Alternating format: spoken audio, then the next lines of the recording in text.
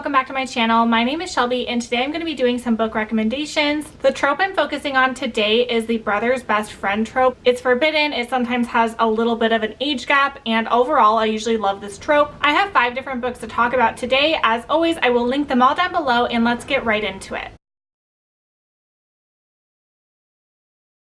The first one I have to talk about I read a few years ago, so the fine details are a little bit fuzzy, but it is one of my favorite books of all time, and that is Ugly Love by Colleen Hoover. And this is a very classic romance book that I feel like a lot of people have read, and for good reason. I absolutely loved it. This is about a woman who is a nurse, and I think she might live with her brother. I can't quite remember, but I believe the brother is a pilot and his best friend is also a pilot, and he ends up moving to the area where they live. And I think one morning, like, he shows up drunk in her apartment and she has to kind of deal with him. I believe the two of them kind of get off on the wrong foot. They don't really like each other, but they do create this relationship, and it is kind of a tumultuous, toxic relationship. It is not the healthiest of relationships, but I really loved them together and seeing both of them grow over time. Each of them has a very emotional past, and I remember when I was reading this and I discovered the hero's past being uncovered, it was super emotional. And this one is called Ugly Love because it is a toxic relationship, but I ugly cried when I read this one. It is so very emotional. Usually all of Colleen Hoover's books rip my heart out, and this was the first one I read by her, and it really got me into reading her books. The next one I have is a more recent read, and that is The Husband Checklist by Jasmine Miller, and this one just came out the end of last year and I really enjoyed it. It is about a woman who she just gets dumped, so she has to move out of her boyfriend's apartment, and she ends up moving in with her brother because he has a big house and he has all these extra bedrooms. And when she goes there, she realizes that his best friend is also living in the house, and she's always had a crush on him, but she figured that he never was interested in her. The brother ends up going on some trip, or he ends up spending a lot of time at his girlfriend's house, so he's not really at his house, which leaves the hero and heroine together alone. She really wants to work on herself in order to find someone to marry or to be with, so she creates this husband checklist and she ropes the hero into helping her complete it. And the two of them take this fun trip to Vegas where they actually have a one-night stand, and it kind of goes from there. And like I said, I really enjoyed this one. It was a lot of fun, nothing too serious, but you definitely got the element of the brother being very unhappy with the relationship that forms. I always enjoy reading Jasmine Miller for a good time, but nothing too angsty, nothing too serious. So if you're looking for a kind of feel-good book, I would definitely recommend this one. The next one I read just came out a few days ago, and that is Dr. Dearest by R.S. Gray. And this is a hospital romance, which I really love hospital romances because they remind me of the TV show Grey's Anatomy. And this is about our heroine who works in a burn unit in the hospital, and she just finished her residency. And one of the guys she works with is actually her brother's best friend. She lives with her brother, and he is about to leave for a few months for a job assignment. And his best friend who works with her, he moves into the house because his condo is being worked on, so the two of them are now roommates, and she has always had a crush on him, and what she doesn't know is he has always had a crush on her. And so not only are they living together, but they're working together. Things get really complicated in the hospital and at home, and I thought this one was a lot of fun. Usually I prefer enemies to lovers from R.S. Gray, but I really did enjoy this one, even though it didn't follow the trope that I most love from her. And if you like a good hospital romance, I would definitely recommend it.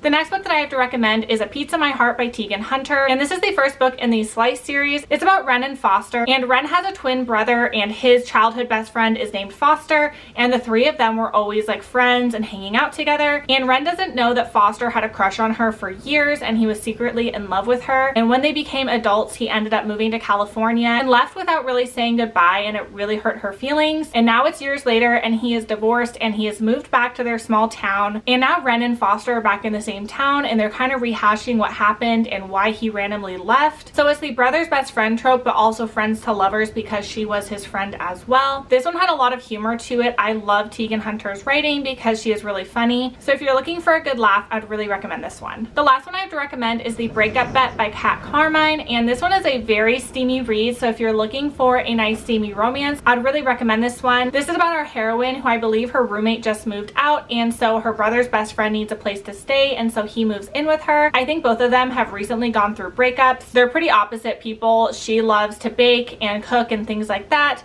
and I think he's pretty macho and not really interested in those things. And they make this bet that each of them will try each other's methods to get over their breakup, and in the process they end up hooking up with each other and having this sexual relationship. Meanwhile, the brother has no idea because the two of them are living together, and of course he's not too happy when he learns that his best friend is having sex with his little sister. Like I said, this one was really steamy. I thought it was really funny as well. And it was my first time reading this author, and I'm really glad I gave her a try. So those are 5 brothers best friend romances I have to recommend for you guys. I would love to hear some of your favorite books in this trope. Like I said, I will link them all down below, and I will see you guys on my next one. Bye.